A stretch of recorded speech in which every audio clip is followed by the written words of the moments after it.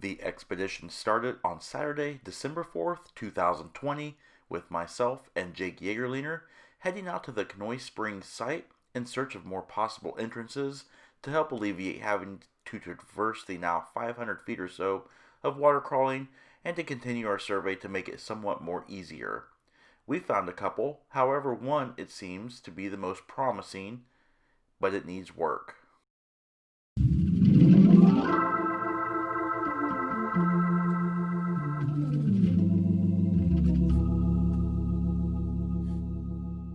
Armed with this information and knowing the location of this entrance, myself, Dave Everton, and Sam Richey returned to the discovery site on Saturday, January 9th, 2021 to clean it up a bit, move rocks, and otherwise gain access to the inside of the opening. I failed to film any of the cleaning of the moving of rocks, regrettably. However, we were finally able to tuck inside and see what we uncovered. You know, everybody played each other within this conference. Not division, but conference. Mm-hmm.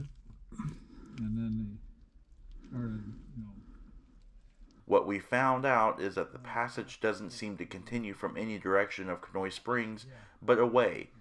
This may be in a pinch in the passage that could be too small for human passage, but allows for water flow, since the water movement is flowing in the correct direction. This isn't the end. We traverse the woods in search of another entrance, and Sam Richey can be credited for finding the Buckner Jr. entrance, as we called it, just feet away from the base of the tree entrance. We do not know where this really leads until we start plotting the passage. However, we are all in agreement that this very exciting find is part of the Knoy Springs system.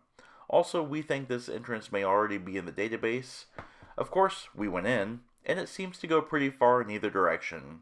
It does get into some deep water, and a return in nicer weather with wetsuits could yield good discovery results.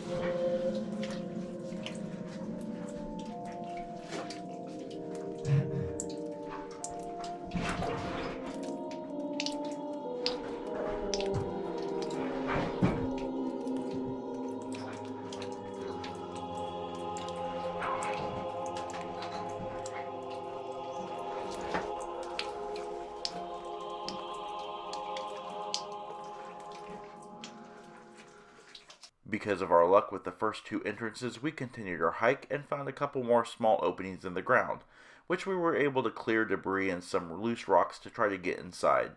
Both were a little too tight and precarious for full entrance, but we were able to get in far enough to get a camera inside and see how the passage looks. Pretty small, yeah. While it looks promising on camera, with nothing for scale, the passages are very, very small and low, maybe a maximum of 14 inches high thus far. Please always remember that caves are delicate ecosystems and utmost care must be practiced while visiting. Caves, either on private property or not, must be treated with care and respect. When visiting caves on private property, advance permission must be granted by the landowner, and any and all waivers must be filled out and signed before entering. Please respect cave owners and their property with the utmost respect.